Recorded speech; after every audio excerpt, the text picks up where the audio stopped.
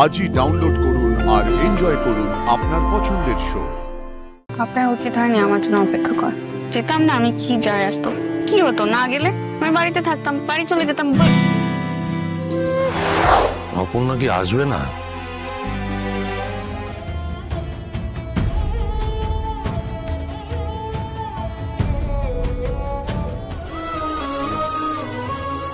বাস চলে গেছে স্যার। ওরা অনেকক্ষণ ধরে অপেক্ষা করছিল, সবাই মিলে তোমার জন্য এতক্ষণ অপেক্ষা করছিল, সেটা দেখে আমার ভালো লাগছিল না, তাই আমি ওদের যেতে বলেছি। আমি তোমার জন্য অপেক্ষা করছিলাম, আমি জানি তুমি কথা দিলে কথা রাখো। এসো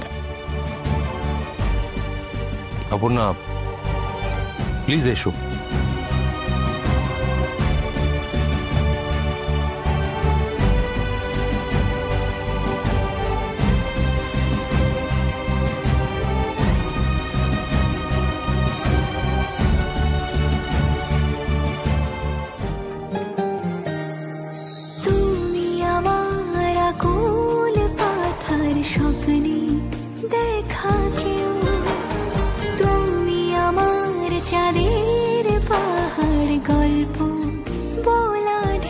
এটা কিন্তু ঠিক হচ্ছে না।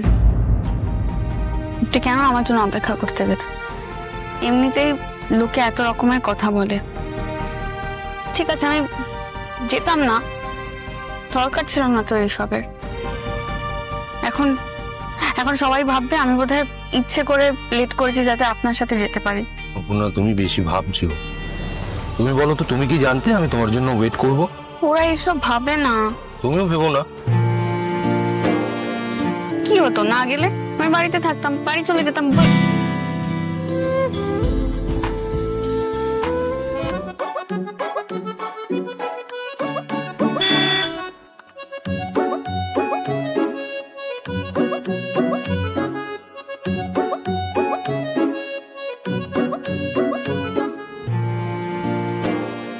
বাড়িতে কি বললে এই অফসাইটে যাওয়ার ব্যাপারে?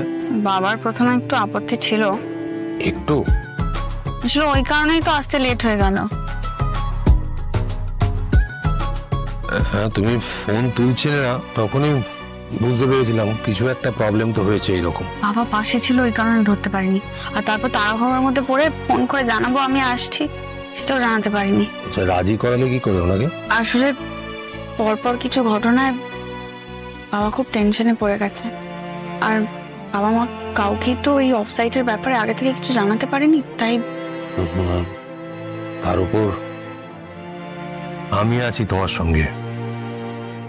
আমার সঙ্গে তোমার থাকাটা তোমার বাবার কাছে একটা চিন্তার বিষয়। অপর্ণা,